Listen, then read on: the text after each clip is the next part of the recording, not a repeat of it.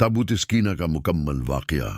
पस मंजर, बनी इसराइल जब हजरत मूसी और हजरत हारून के दौर में अल्लाह की इताअत करते थे तो अल्लाह ने उन्हें बहुत सी नामतें अता की।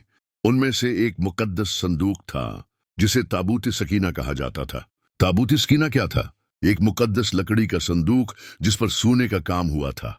उसमें बनी इसराइल के अनबिया की यादगार और निशानियों के तबरकात रखे थे, जैसे हजरत मूसी का असा, हजरत हारून का उम्मामा, तवरात की कुछ तख्तियां, मिन वसलवी का एक हिस्सा और देगर बरकत वाली अशिया। ये बनी इसराइल के लिए अल्लाह की तरफ से इत्मीनान और नसरत की अलामत था। सिस्कीना का मतलब है इत्मीनान कल्ब, सुकून और अल्लाह की रहमत।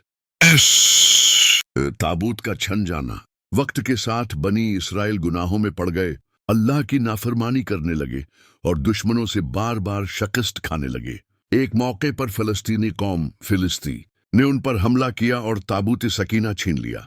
उसके जाने से बनी इसराइल बहुत गमगीन हो गए क्योंकि वो उसे अपनी रूहानी ताकत और अल्लाह की मदद का निशान समझते थे। हजरत तालूत की बादशाहत। अल्लाह ने अपने नबी बाद मुफस्सिरीन के मुताबिक हजरत शुमैल के जरिए बनी इसराइल को हुक्म दिया कि तालूत को बादशाह मान लो। बनी इसराइल ने एतराज किया कि वो मालदार नहीं है, मगर अल्लाह ने फरमाया कि उसे इल्म और जिस्मानी कुव्वत ज्यादा दी गई है।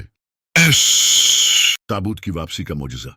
अल्लाह ने फरमाया कि तालूत की बादशाहत की निशानी ये है कि ताबूत सकीना तुम्हें वापस मिलेगा।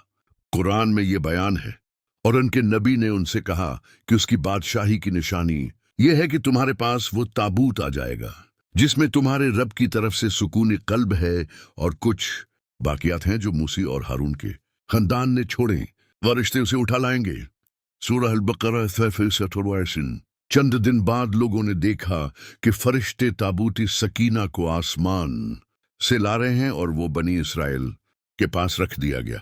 उसके बाद उनके दिलों में हौसला पैदा हुआ और वो दुश्मनों पर गालिब आ गए। अहम इसबाक।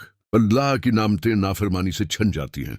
तबरकात ईमान वालों के लिए हौसला और क़ुर्ब इलाही का जरिया बनते हैं। हकीकी मदद अल्लाह ही की तरफ से आती है और उसकी अलामतें मोमिन के दिल को सुकून देती हैं।